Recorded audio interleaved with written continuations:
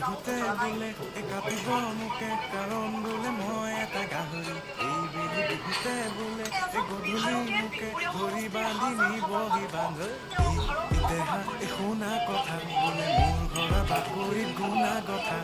মায়ে আনি ৰাখিছে গৰুৰ পঘা বোলে মোক পালি থব আগ ৰাতিৰ পৰা ৰাষ্ট্ৰীয়